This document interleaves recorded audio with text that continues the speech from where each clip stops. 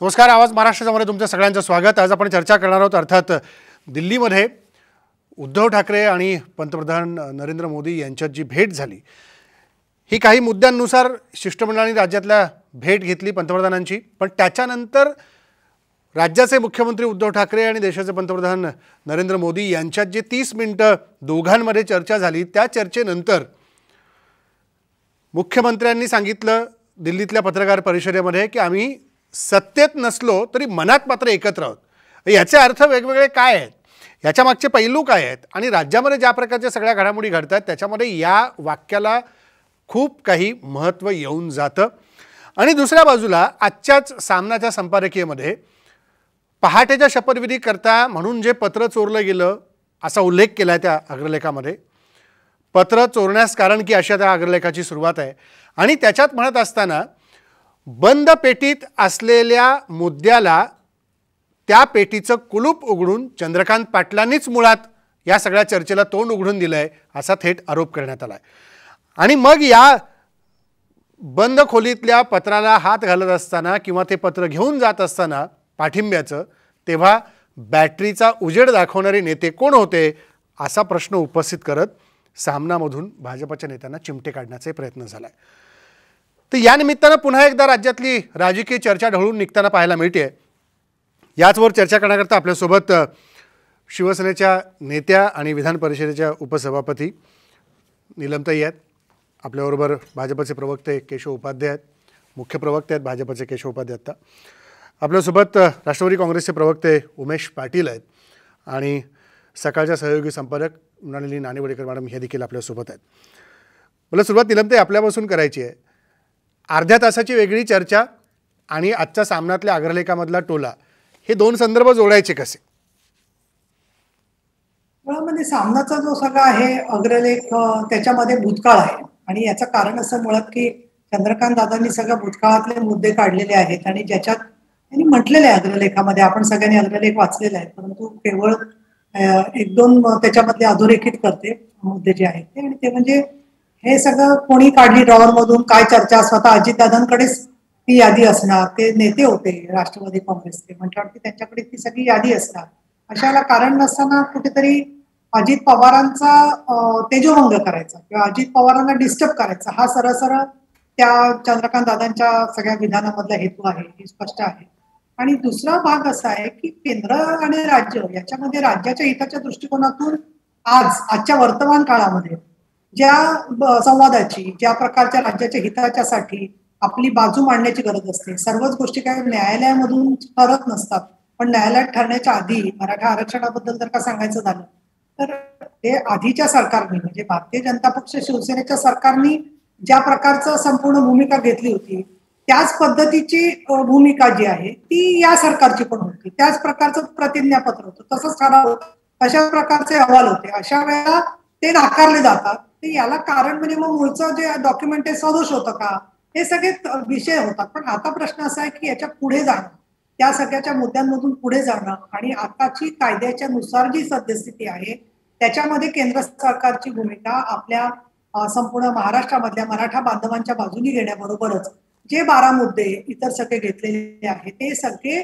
ऐरणीवरचे किंवा कोविडमुळे ज्याच्यावरती काही निर्णय होऊ शकले नव्हते अशा प्रकारचे, मग तो मराठीला अभिजात भाषेच्या दर्जाचा विषय असेल किंवा आपत्ती व्यवस्थापनामधले निकष बदलण्याचे मुद्दे असतील, हे सगळे बर्निंग इश्यू, ज्वलंत प्रश्न अशा प्रकारचे म्हणता येतील, अशा प्रकारचे मुद्दे आहेत. आणि त्याच्यामुळे या मुद्द्यांच्यावरती मी तर असं म्हणेन की अशा प्रकारची चर्चा होणं हे गरजेचं होतं आणि ते आज मुख्यमंत्री आणि पंतप्रधान आणि विकास आघाडीच्या सगळ्या नेत्यांनी साध्य केलं.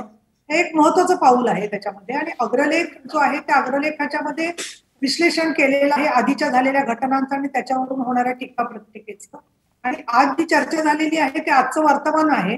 आणि बंद दाराआड चर्चा केली म्हणजे काहीतरी फार मोठी कॉन्स्पिरसी केली किंवा षडयंत्र केलं असं म्हणायचं गरज नाहीये. नाही, बंद दाराआडच्या चर्चेचं खूप महत्व राहतं नीलमताई. बंद दाराआड झालेल्या चर्चेलाच राजकारणात राज्यातल्या खूप महत्व आलेलं आहे सध्या, त्यामुळे ही चर्चा बंद दाराआड झाली म्हणून, कारण वारंवार तो मुद्दा चर्चेला येतो आणि त्याच्यात परत मुख्यमंत्र्यांचं चर्चेच्या आधी आजच्या चर्चेच्या आधी मी तुझ्याशी जी बंद दारड चर्चा केली ती मी आता जाहीर कशी सांगणार, सांग बरोबर.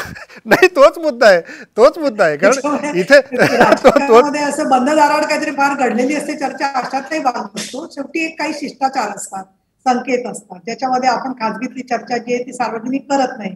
त्यातून पंतप्रधान पदावरचे नेते आणि मुख्यमंत्री यांची बंद दाराड चर्चा केली याच्यात औत्सुक्य असतं, स्वाभाविक आहे. पण मला असं वाटतं जनतेच्या हिताच्या दृष्टिकोनातून सर्व प्रकारचा संवाद औपचारिक आणि अनौपचारिक हा महत्वाचा असतो आणि तसा तो घडलेला आहे. त्याच्याबद्दल पंतप्रधानांनी वेळ दिलेली आहे, त्याबद्दल मी त्यांचे आभार मानते. आणि माननीय मुख्यमंत्र्यांनी सगळं पत्रकार परिषदेमध्ये जेवढे शक्य होईल तेवढे पारदर्शीपणे सगळे मुद्दे मांडलेले आहेत. पुढचा इतिहास जो काय घडणार आहे ते भविष्य ठरवेल त्याच्यावरून. पण राजकीय कुठलं तरी विश्लेषण किंवा अर्थ किंवा अर्थाचा अनर्थ कोणीही काढू नये. कारण बरोबर अजित पवार आणि अशोक चव्हाण होते, हा विकास आघाडीचा एकत्रित निर्णय आहे आणि त्यानुसार आम्ही लोकशाही पद्धतीने त्याच्यामध्ये भूमिका घेतलेली आहे. ही भेट उघड होती, भेट हे वारंवार उद्धव साहेबांनी स्पष्ट केलेलं आहे. ठीक आहे. केशवपादे काय म्हणाल की दोन्ही मुद्दे आहेत. जो नीलमताईंना मी विचारला की अग्रलेखात आज उपस्थित केला गेलेला मुद्दा की चंद्रकांत दादांनी त्या बंद पेटीचं कुलूप उघडलं आणि नको त्या तोंडाला पुन्हा वादाला सुरुवात करून दिली. आणि मुख्यमंत्री दिल्लीत जे म्हणाले की पंतप्रधानांसोबतची माझी 30 मिनिटाची भेट ही आम्ही सत्तेत नसलो तरी मनात मात्र एकत्र आहोत, आणि त्यानंतर भाजपच्या नेत्यांनी केलेलं स्वागत, याला संदर्भ जुळतातच, आपण किती नाकारला नाही तरी.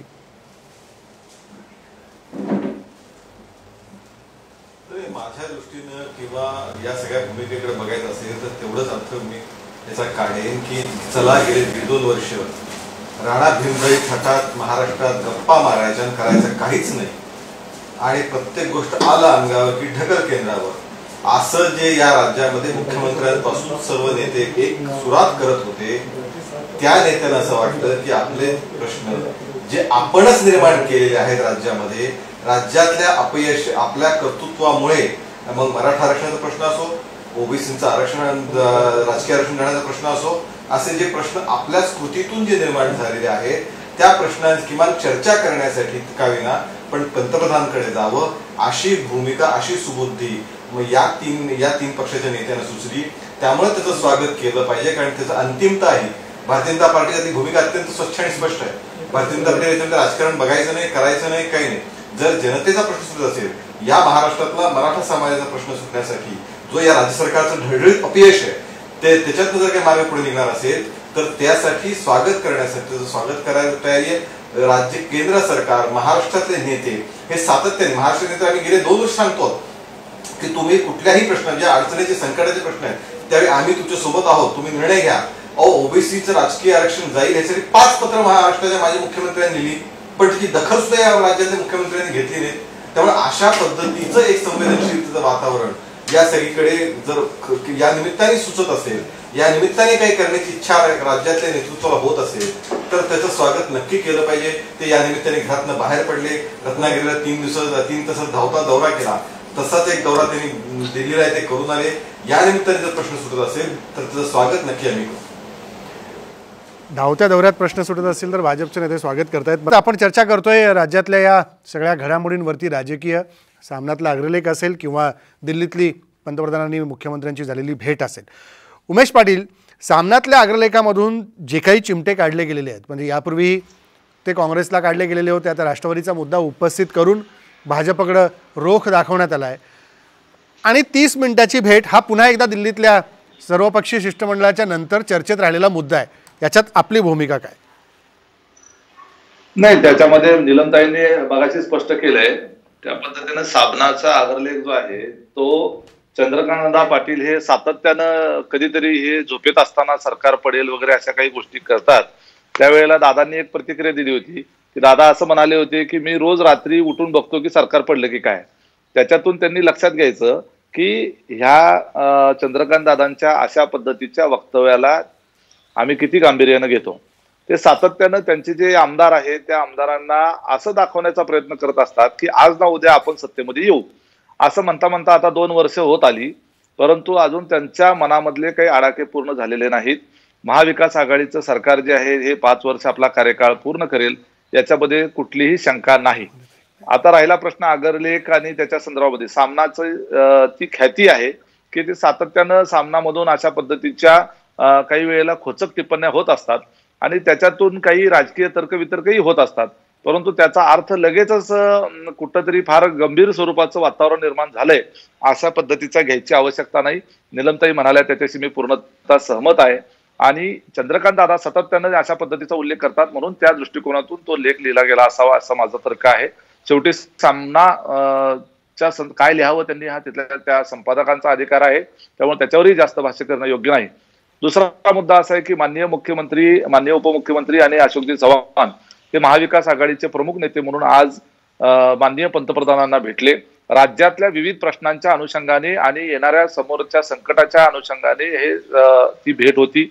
बरेच प्रश्न असे आहेत की जे केंद्र राज्य संबंधाच्या पार्श्वभूमीवरचे आहेत. कोरोनासारखा विषय जो आहे तो विषय केंद्र आणि राज्य यांनी एकत्रितरित्या त्याला सामोरं जाणं त्या ठिकाणी अपेक्षित आहे आणि ह्या येणारी कदाचित तिसरी लाट असेल त्याला सामोरं जात असताना आपल्याला राज्य सरकारला म्हणून कुठल्या पद्धतीची मदत केंद्राकडून अपेक्षित आहे त्या बाबतीतला उहापोह त्या चर्चेमध्ये झालेला असणार आहे. दुसरी गोष्ट मराठा आरक्षणाचा संदर्भ आहे. मराठा आरक्षणाच्या बाबतीमध्ये सर्वोच्च न्यायालयानं दिलेल्या निकालाच्या नंतर बऱ्याच अंशी केंद्र सरकारची भूमिका या ठिकाणी महत्वपूर्ण ठरणार आहे आणि त्या मराठा आरक्षणाच्या बाबतीमध्ये संभाजीराजेंनी दिलेला आंदोलनाचा इशारा, मराठा समाजामधली अस्वस्थता, त्यामुळे हा प्रश्न काही फक्त कुठल्या राष्ट्रवादीचा, शिवसेनेचा, काँग्रेसचा किंवा भाजपचा असा कुठल्या पक्षाचा हा प्रश्न नाही राहता, तर तो सगळा सामाजिक असा महाराष्ट्राचा तो प्रश्न आहे. त्यामुळे या प्रश्नावर सर्वच पक्षाच्या प्रमुखांनी एकत्रितरित्या तो प्रश्न कसा सोडवला जाईल या दृष्टिकोनातून स्वतःचा विचारांचं केंद्रीकरण करून केंद्र सरकारची मदत कशी त्यामध्ये होऊ शकेल या संदर्भामध्ये या तिन्ही नेत्यांची आजची भेट ही अत्यंत महत्त्वपूर्ण आहे. हे एका बाजूला आपण गृहीत धरलं. पुढचं सांगतोय ना, नाही येतो ना, पुढच्या मुद्द्याकडे परत येतो तुमच्याकडे. नानिवडकर मॅडम, ह्या सगळ्या गोष्टी समोर ठेवल्या आणि त्याचा विचार केला तर वारंवार पुन्हा चर्चेत मुद्दे असे येतात की सरकारला काही धोका नाही, सरकार काही पडणार नाही, तो एक वेगळा भाग झाला. दुसऱ्या बाजूला अशा प्रकारच्या भेटी आणि ह्या चर्चा घडवायच्या, त्याच्यातनं एक वेगळं राजकीय घुसळण करण्याचा प्रयत्न करायचा, हा एक दुसरा मुद्दा झाला. आणि पुन्हा इतकं सगळं शांत चाललेलं असताना चंद्रकांत पाटील बोलले, त्याची एक बातमी होऊ शकते, पण त्याच्यावर अग्रलेख लिहून सामन्यातला, आणि सामन्यातला अग्रलेख म्हणजे नेहमी चर्चेचा मुद्दा, हे गमक ठरलेलं असताना हा मुद्दा पुन्हा चर्चेत आणायचा, याचा अर्थ काय घ्यायचा? सगळ्यात पहिल्यांदा तर येतोय आवाज, येतोय तुमचा पण. सगळ्यात पहिल्यांदा तर मी भारतीय जनता पक्षाचे एका गोष्टीसाठी आभार मानते. इथं भरपूर पाऊस आहे, मी आपल्या कार्यालयात किंवा स्टुडिओत पोहोचू शकली नाही, मोबाईल नेटवर्क मिळत नव्हतं, त्यामुळे त्यांनी त्यांच्या कार्यालयाची जागा मला बसायला उपलब्ध करून दिलेली आहे. पत्रकारांना त्यांनी असं सहकार्य करावं अशी मी अपेक्षा व्यक्त करते. नाही, केशवचं सहकार्य नेहमी असतं, त्यामुळे काही अडचण नाही. केशव नेहमी सहकार्य करतात, त्यामुळे काही अडचण नाही. दुसरा असा मुद्दा म्हणजे हो, ते कमळ माझ्या मागे नाही आहे आणि त्यामागची पार्श्वभूमी म्हणूनच मी स्पष्ट केली आहे, ती प्रत्येकाने समजून घ्यावी. एक फक्त राजेंद्र, आता काही जणांच्या मनामध्ये पण कमळ उमरायला लागलेला आहे आजपासून, तर तेही दिसेल काही दिवसामध्ये. नाही, तोच तर मुद्दा चर्चेला घेतलाय. केशव बरोबर, योग्य मुद्द्याकडे तुम्ही घेऊन आला, तोच मुद्दा चर्चेला घेतलाय मी. कुणाच्या मनात नेमकं काय काय उमलतंय तेच फक्त चर्चा करायची आपल्याला. नानिवडेकर मॅडम बोल.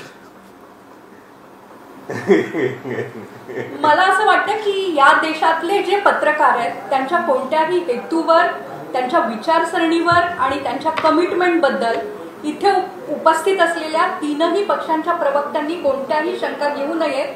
अडचणीचा भाग म्हणून मी इथे बसलेली आहे, चर्चेला वेगळं वळण लागू नये, बरोबर, गमतीचा भाग म्हणून आपण हा सगळा घेऊया, पण भूमिका स्पष्ट करणं मला आवश्यक आहे. आता यातला सर्वात महत्वाचा मुद्दा म्हणजे आजची भेट ज्या पार्श्वभूमीवर झाली, ती पार्श्वभूमी एका राज्यामध्ये झालेल्या कोरोनाच्या 1 लाख मृत्यूंची आहे, हे मला पत्रकार म्हणून आणि नागरिक म्हणून विसरता येणार नाही. केंद्र सरकार असेल किंवा राज्य सरकार असेल, कोरोनामध्ये नागरिकांना काही सोयी देण्यात, त्यांचे जीव वाचवण्यात अपयशी ठरलेला आहे. तसाच भाग मला असं वाटतं मराठा राजकारणाबाबत प्रत्येकाने आपली राजकीय सोय म्हणून या आरक्षणाचा मुद्दा आपल्याकडे वळवण्याचा प्रयत्न केलाय का? आणि आता संभाजीराजे जेव्हा एका महाराष्ट्रव्यापी आंदोलनाची भाषा करतायत, त्यांना किती प्रतिसाद मिळेल मला माहिती नाही, तेव्हा या पार्श्वभूमीवर समाजातलं एकत्व बिघडू नये म्हणून आता आम्ही केंद्राला भेटायला जातो, असा यामागे काही प्रकार आहे का, हे पण पत्रकार म्हणून, नागरिक म्हणून मला पाहणं अत्यंत उत्सुकतेचं आहे. दुसरं असं की महाराष्ट्रासारख्या अत्यंत महत्वाच्या आणि प्रागतिक विचारांच्या प्रदेशामध्ये सध्या जी काय भाषा चालू झालेली आहे, कोणी कोणाला चंपा म्हणताय, कोणी कोणाला त्या ड्रॉवरमधनं कागद निघाले कसे, हे जे काय प्रश्न विचारताय, हे सगळं अत्यंत दुर्दैवी आहे. राजकारणाची ही पातळी नाही. नीलमताई जरी म्हणाल्या की बंद खोलीतल्या चर्चांना बाहेर काढायचं नसतं, तरी बंद खोलीतल्या चर्चेमध्ये दिलेल्या वेगवेगळ्या आश्वासनांच्या भूमिकांमुळे महाराष्ट्रात हे सगळं घडतंय. त्यामुळे बंद खोलीत काय झालं यावर विचार करणं अत्यंत आवश्यक आहे, ते टाळून चालणार नाही. अशा वेळेला मला असं वाटतं की जेव्हा काही नेते एकमेकांना भेटतायत त्याचा राजकीय अर्थ नक्की निघेल, तो काढावाही लागेल आणि मराठा समाजाचे, ओबीसी समाजाचे प्रश्न खरंच सोडवण्यासाठी काही प्रयत्न झाले, जे सध्याच्या चौकटीत कसे होतील मला माहिती नाही. कोरोनाच्या परिस्थितीवर काही चर्चा केली गेली की आम्ही तर केंद्राकडे जातोय आणि केंद्राने म्हणायचं की आम्ही तर राज्याचं ऐकतोय. अशाच याच्यात महाराष्ट्राचं वास्तव राजकीय नेत्यांना न्यायचं आहे का, हा अत्यंत अत्यंत चिंतेचा मुद्दा झालेला आहे. खरं आहे नीलमताई, हाच एक धागा जो मगाशी नानिवडेकर मॅडमने विचारला की बंद खोलीतल्या चर्चा टाळता येणार नाही आहेत, आणि दुसऱ्या बाजूला जेव्हा मुख्यमंत्री पत्रकार परिषदेमध्ये हा प्रश्न विचारल्यानंतर म्हणतात की आम्ही सत्तेत वेगळे आहोत पण मनात मात्र एकत्र आहोत, याचा अर्थ शिवसेनेचा भाजपवरचा राग कमी झाला का, असा आपण घ्यायचा का? मुळामध्ये असं आहे, मृणालनी फार चांगली आठवण करून दिली बंद खोलीतल्या चर्चेची. आणि ते आवश्यक होतं की बंद खोलीतल्या चर्चा जाहीर करायच्या नसतात, हा त्याच्यातला एक प्रघात असतो. पण ज्या वेळेला बंद खोलीमध्ये काही प्रकारची एक सहाय्य किंवा एक वेगळ्या प्रकारचा समन्वय झालेला असतो आणि त्याच्यावर आधारित पुढचं राजकारण असतं आणि ज्या वेळेला ते घडत नाही त्यावेळेला ते जाहीर करणं अपरिहार्य होतं. जाहीर करण्यापेक्षा अपेक्षा असते की त्याची पूर्तता व्हावी. पण ठीक आहे, ह्या सगळ्या गोष्टी राजकारणामध्ये वेगवेगळ्या गोष्टी घडत असतात. आम्ही पण त्याचं योग्य त्या पद्धतीने त्याच्यावरचा तोडगा काढले की जेणेकरून बंद खोलीतल्या चर्चा लक्षात राहतील आणि मला विसरणार नाही कोणी पटकन बंद खोलीत काय चर्चा झाली ते. आणि या दृष्टिकोनातून परत बंद खोलीत जेव्हा चर्चा होते त्यावेळेला त्याच्यामध्ये संवाद चालू राहतो, हा त्याच्यातला महत्वाचा भाग मला वाटतो सगळ्यामध्ये. आणि कधी मतभेद असले तरी संवाद चालू राहणं हे लोकशाहीच्या दृष्टीने अत्यंत महत्वाचं असं आहे. तसं त्याचबरोबर दीर्घद्वेष कुठल्याही गोष्टीवरून ठेवण्यापेक्षा आपले मतभेद असले तर ते खुलेआम बोलावेत. आणि कायम आमचे म्हणजे मुख्य प्रवक्ते असतील, संजय राऊत असतील किंवा सारखं सामनाच्या बद्दल एक सगळ्यांना खटकत असतं, ज्याला आपण म्हणतो आयसोर, तसं एक डोळ्यात सारखं तो सामना खूपच असतो सगळ्यांना. पण सामना काय चुकीचं लिहितो, मला हा प्रश्न पडतो. सामना जे काही लिहित असतो तर त्यावेळेचे महत्वाचे जे ऐरणीवरचे प्रश्न असतात त्याच्यावर सामना लिहित असतो. सामना मधून उद्या काही वेगळं भाष्यही या संदर्भात येऊ शकतो, कारण शेवटी पक्षाची भूमिका मुखपत्रामधून मांडली जात असते म्हटल्यावरती हा भाग असतो. आणि दुसरं असं की बंद खोलीतली चर्चा एक म्हणजे स्वतः आता ते मी दाखला देते किंवा असं प्रमाणपत्र घेते असं म्हणू नका कृपा करून. स्वतः देवेंद्र फडणवीस परत परत म्हणालेले आहेत की बंद खोलीमधल्या चर्चा ज्या असतात तर त्या अशा प्रत्येक मुख्यमंत्र्याशी बंद खोलीत बोललं जातं. आता काही आपले उत्साही लोक हे शोधतील की प्रत्येकाशी बंद खोलीत किती वेळ किती मिनिटं बोललं जातं. आता हा सगळा जो विषय आहे त्याच्यात मला असं वाटतं प्रत्येकाला स्वातंत्र्य असतं की किती वेळ कुठल्या व्यक्तीला आपण परवा देवेंद्र फडणवीस असंही म्हणाले नीलमताई की मातोश्रीचं दार आम्ही बंद नाही केलं, त्यांनीच आमच्यासाठी बंद केलं. त्याच्यावरती मला असं वाटतं संजय राऊतांनी काय ते उत्तर दिलेलं आहे या सगळ्याबद्दल की नंतर कधी वेळ आली तर भेटू सुद्धा, बोलू सुद्धा, कुठे पाठिंबा पाहिजे असेल एखाद्या ठिकाणी चर्चा होत असते त्याच्यामध्ये. पण मुळामध्ये कुठल्या विषयावर मातोश्रीचं दार बंद झालं याचं जर का स्मरण केलं तर ते उगाच असं बंद झालेलं नसते कुठली गोष्ट राजकारणामध्ये. आणि बऱ्याच जणांना असं वाटायचं म्हणजे पूर्वी की शिवसेनेला काही राजकारण कळत नाही, पण थोडंसं गेल्या काही 2-3 वर्षात त्या बघितल्यावरती शिवसेना सुद्धा सर्व प्रकारचे निर्णय घेऊ शकते हे देखील स्पष्ट झालंय. आणि मला असं वाटतं की एक लाईन पॉलिटिकल राजकीय सातत्याने भारतीय जनता पक्षाच्या अनेकांनी धरलेली आहे आणि ती अशी की या 3 पक्षांमध्ये समन्वय नाहीये.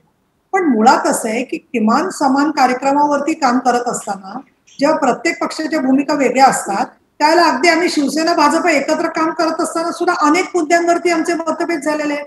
मग त्याच्या डॉक्टर बाबासाहेब आंबेडकरांच्या स्मारकाच्या कार्यक्रमाला उद्धव साहेबांना बोलवलं नाही, त्याच्यावरून मतभेद झालेले आहेत. मराठा आरक्षणाच्या संदर्भातला तो कलश दिला गेला, त्याच्यात आदल्या दिवशी वेगळे पॅरलल कार्यक्रम केले, त्याच्यावरून नाराजी झालेली आहे.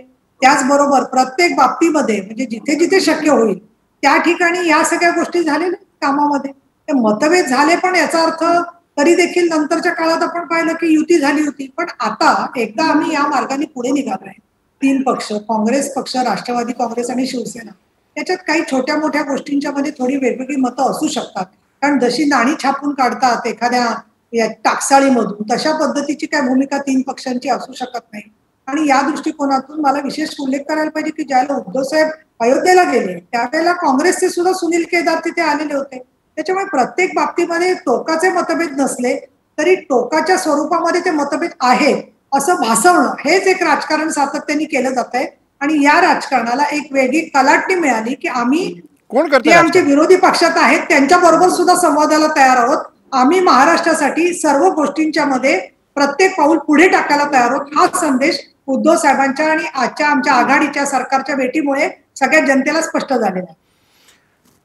केशव उपाध्ये काय म्हणाल की हे भासवलं जातंय, हे राजकारण कोण करतंय?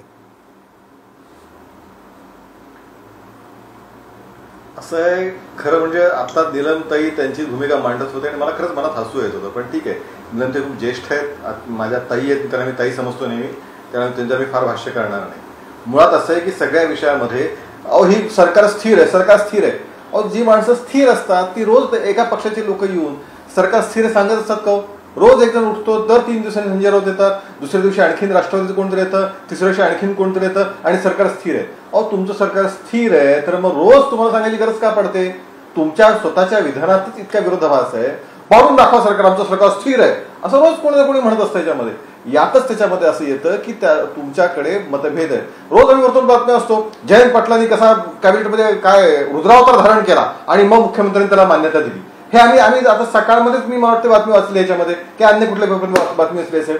त्यामुळे ज्या पद्धतीचं आता सगळं रोज सुरू आहे, 3 पक्षातले मतभेद आहेत. होय, भारतीय जनता पार्टी आणि शिवसेनेमध्ये मतभेद त्यावेळेस होत आहेत, काय असेल कारण नाही. पण अशा पद्धतीने रोज येऊन भारतीय जनता पार्टी शिवसेने आता शिवसेनेचे ते राजीनामे खिशात कधी निघालेच नाही. ते आपले कायम पावसात भिजले, अमुक झालं तमुक झालं, पण ते चुकून राजीनामे कधी बाहेर निघाले नाहीत, हे खरं आहे त्यावेळेचं. पण तरी सुद्धा या सगळ्या याच्यामध्ये ज्या 3 पक्षामधला प्रचंड विरोधाभास, मग तो म्हणजे कुणाचा कुणात पायपोस नाही, ते वडेवट्ट्यावर येऊन जाहीर करतात, मग मुख्यमंत्री कार्यालय दुसरी प्रेसून पाठवतं. इतका असहाय्यपणा, इतका एकमेकात समन्वय नसलेलं सरकार महाराष्ट्रामध्ये गेल्या कित्येक वर्षात पहिल्यांदा बघायला मिळते. आणि त्यामुळे आम्हाला काही म्हणायची गरजच नाही राजकारण कोण करतंय. तुम्हाला आज सुबुद्धी सुचली की जनतेच्या प्रश्नासाठी म्हणे आम्ही लोक भेटायला गेलो, आम्हाला अभिमान आहे. मग गेले 18 महिने तुम्हाला अडवतं कोणी? कोरोना इतका भयंकर सगळा पसरला होता, अनेक प्रश्न होते, त्यावेळी मात्र सामना किंवा अन्य सगळ्या याच्यातनं रोज तुम्ही पंतप्रधान अत्यंत गलिच्छ भाषेमध्ये तुम्ही टीका करत होता. तुम्ही बाकीच्या सगळ्या स्तरावर सुरू होतं त्यावेळी हे शहाणपणा, आज दुसऱ्या शहाणपणा जे तुम्ही आता चर्चेत सांगताय तो कुठे गेला होता? त्यामुळे असं आहे की आपल्याला हवं तेवढं सोयीस्कर मांडायचं, आपल्याला हवं तेवढंच सांगायचं. अशा पद्धतीने वाटतं या राज्यामध्ये कशा समन्वयाचा संबंध नाही, या राज्यामध्ये कुठल्याही प्रकारचं धोरण नाही, या राज्यामध्ये कुठल्याही प्रश्नांवरती हे प्रश्न आपणच निर्माण केलेत. ठीक आहे, ओबीसीच्या प्रश्नावरती तारखा घेतल्या की मला सांगा या ठिकाणी ताईंनी नुसत्या तारखा घेतल्या आणि मग तारखा घेतल्यानंतर ना ज्या कोर्टाने वैतागून जे सांगितलं 1.5 वर्षात तारखा केल्यानंतर काय केलं ओबीसी राजकीय आरक्षणामध्ये? काही केलं नाही. आपण निर्माण केले प्रश्न. मराठा आरक्षणाचं निकालपत्र वाचा एकदा, माझं म्हणणं आहे. त्यात कळेल की राज्य सरकारचं कसं अपयश राज्य सरकारने केलं. मग ट्रान्सलेशनचा मुद्दा असो, बाकी सगळे मुद्दे असो, कशा पद्धतीने केलं हाताळलं. केशव तुमच्या मुद्द्यावर निलमतेनं काहीतरी म्हणायचंय, तुमच्या मुद्द्यावर निलमतेनं बोलायचं. राजेंद्र एक मिनिट माझं पूर्ण होऊ द्या. नाही बोलू द्या. ताई बोलत मी मध्ये बोललो नाही. ताई माझी विनंती आहे, ताई ज्येष्ठ ताईंचं नंतर त्यांनी बोलावं. त्यातलं असं आहे की त्यामुळे आपण निर्माण केलेल्या प्रश्नांसाठी किंबहुना आता त्यांना असं वाटलं की पंतप्रधानांची भेट घ्यावी, यातनं काही मार्ग बघावा. राज्याच्या हितासाठी मुख्यमंत्री घराच्या बाहेर पडले, हे खरोखर आमच्यासाठी अतिशय स्वागताची बाब आहे. आणि त्याच्यामुळे त्यांनी या निमित्ताने जर मराठा समाजाचे प्रश्न काही सुटण्यास मदत होत असेल, जर काही गोष्टी होत असतील तर स्वागत करण्याची, राजकारण न करण्याची आमची भूमिका आहे. ठीक आहे नीलमताई, मी उमेश पाटील तुमच्याकडे नंतर. मी आभारी आहे तुझी की निदान माझं म्हणणं ऐकून घेतलं. नाही तर काही मला आताच संध्याकाळी एका दुसऱ्या वाहिनीवर हे आला अनुभव आला की अँकरमुळे भाजपचे प्रवक्ते असल्यासारखं बोलतात काही वेळेला. त्यामुळे तुम्ही तटस्थ आपली आभारी आहे. आणि केशव तुम्ही बोलत असताना मी एकही शब्द बोलले नाही, फॉर युअर काइंड इन्फॉर्मेशन. त्याच्यामुळे उगाच गैरसमज करू नका. 2 मुद्दे घेतले केशवनी, त्याच्यात बाकी मला असं वाटतं की बाकी काय भरकटलेलं असेल सगळं. पण एक महत्वाचं म्हणजे कोविडच्या मॅनेजमेंटच्या संदर्भामध्ये मृणालनी पण काही मुद्दे मांडलेले होते. मला असं सांगायचं की मी असं म्हणणार नाही की कोविडच्या वरती आपण संपूर्णपणाने अगदी काहीतरी सुपर ह्युमन बिईंग किंवा अशा पद्धतीने सगळं केलेलं आहे. परंतु आपण राज्यांची, देशांची, अनेक शहरांची तुलना जर का केली तर उच्च न्यायालय, नीती आयोग, WHO, स्वतः पंतप्रधान, त्याच्यानंतर वेगवेगळ्या प्रकारच्या आरोग्य संघटना जेव्हा म्हणतात दिल्लीहून मुंबईला शिफ्ट होतात की बाबा आम्हाला या ठिकाणी ट्रीटमेंट मिळेल म्हणून, तर निदान थोडं तरी माझं म्हणणं डोळे, कान, नाक, तोंड आपलं एक जे आहेत सगळे शब्दस्पर्श रूपरस गंधासाठी आपल्याला सगळे अवयव दिलेले थोडं तरी वाचलं पाहिजे, थोडं तरी मान्य केलं पाहिजे.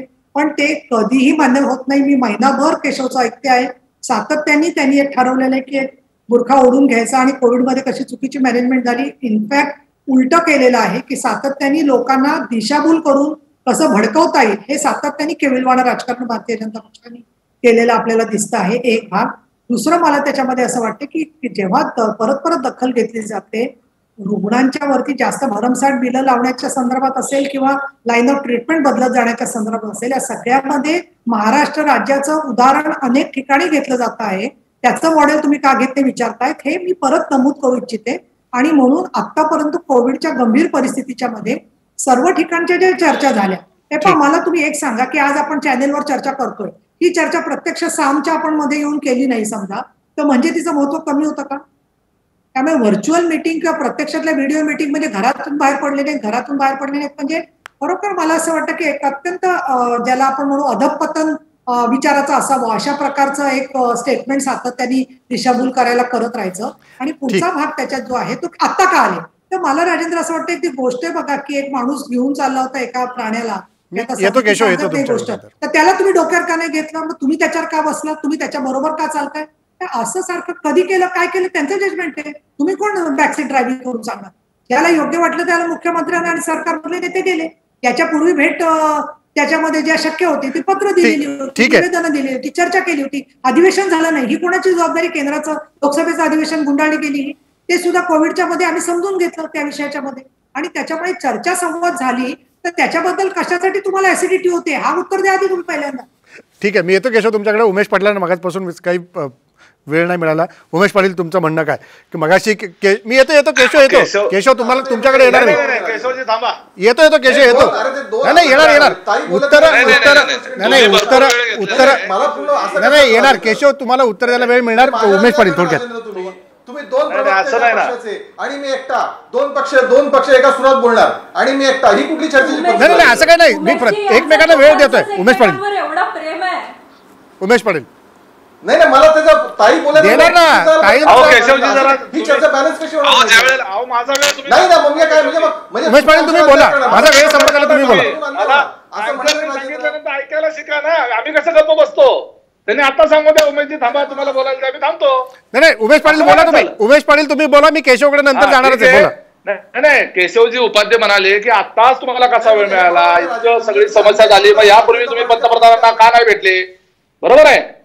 मराठा आरक्षणाच्या प्रश्नावर तुम्हीच खासदारकी दिलेले महाराष्ट्राचे छत्रपती संभाजी राजे यांनी 4 वेळेला स्वतः खासदार असताना आणि ते छत्रपती घराण्याचे वंशज असलेले ज्या घराण्याकडे संपूर्ण महाराष्ट्र अतिशय आदरानं आत्मीयतेनं पाहतो, आदर करतो, त्या छत्रपती संभाजी राजांना देशाच्या पंतप्रधानांनी 4 वेळेला मीटिंगसाठी वेळ मागितल्यानंतर वेळ दिला नाही.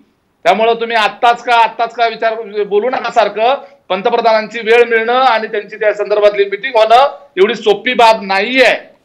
त्यामुळे ती जी मिळाली त्याच्याबद्दल आम्ही आभारी आहोत. केंद्र सरकारच्या पातळीवरचे जे विषय आहेत, राज्य आणि केंद्राचे संबंध लोकांच्या हिताच्या करता राजकारण विरहित हे नीटपणे राहावे आणि देशाच्या पुढे राज्याच्या पुढे आलेल्या समस्यांचा मार्ग निघावा याच्या करता तुम्ही आम्ही शिवसेना काँग्रेस ह्या सगळ्यांनी एका व्यासपीठावर आलं तरी चालण्यासारखं असतं. एवढी मानसिकता आपण लोकांच्या प्रश्नासाठी ठेवली पाहिजे. केशवजी उपाध्ये नंबर 1. नंबर 2 दुसरं उत्तर मला त्यांना द्यायचं आहे. सातत्याने म्हणत असतात की हे वेगळी विचारधारा, यांच्यामध्ये समन्वय नाही, यांच्यामध्ये विसंवाद आहे असं सांगत असतात. अहो तुम्ही काश्मीरमध्ये PDP सारख्या पाकिस्तान जिंदाबाद म्हणणाऱ्या पक्षाबरोबर एकत्र राहून सरकार चालवू शकता. तेवढी तर वाईट परिस्थिती नाही ना. भारतीय जनता पार्टी हे देशभक्तीचा सगळ्या जगातला सर्वात जास्त आमच्याकडे देशभक्तीचं कॅरेक्टर सर्टिफिकेट देणारा पक्ष हा पीडीपी सारख्या देशद्रोही विचाराच्या लोकांबरोबर सरकारमध्ये सत्तेमध्ये जाऊ शकतो. तेवढी तर वाईट परिस्थिती काँग्रेस, राष्ट्रवादी आणि शिवसेनेची एकत्रित येण्यानं झालेली नाहीये. त्यामुळे आमच्या पक्षाच्या विचारधारा वेगळ्या असल्या तरी आम्ही शक्य तेवढ्या जास्तीत जास्त समन्वयानं काम करतो आहोत. तुम्ही पहिल्या दिवसापासून या सरकारचा कधी एकदा सरकार पडणार याचा जरी विचार करत असला तरी तुम्हाला मगाशीच सांगितलं हे तुमचं फक्त स्वप्नरंजन राहणार आहे. पुढचे राहिलेले सर्व या सरकारचे 5ही वर्ष ही महाविकास आघाडी अतिशय उत्तमपणे उद्धवजी ठाकरे यांच्या नेतृत्वामध्ये कार्यकाळ पूर्ण करेल.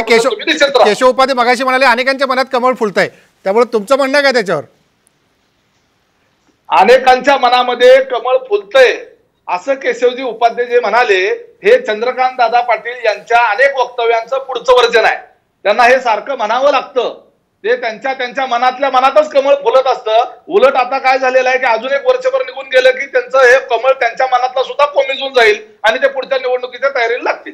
केशव उपाध्ये उत्तर द्या. ताई येतो तुमच्याकडे. पुढच्या येणारा काळ ठरवेल कोण कोणाच्या कमळाच्या जवळ येतं, कोणाच्या मनात कमळं फुलतात आणि कोण कमळाच्या भोवती फिरतं हे येणारा काळ ठरवणार आहे. त्यामुळे उमेश पाटील ते आपण पाहत राहू. पुन्हा चर्चेत एकत्र येऊ त्यावेळी आपण नक्की त्याच्यावरती बोलू. पहिला तुम्ही संकेत देताय, दुसरा मुद्दा केशव उपाध्ये संकेत देताय तुम्ही किती छान केलं, म्हणजे फार छान केलं.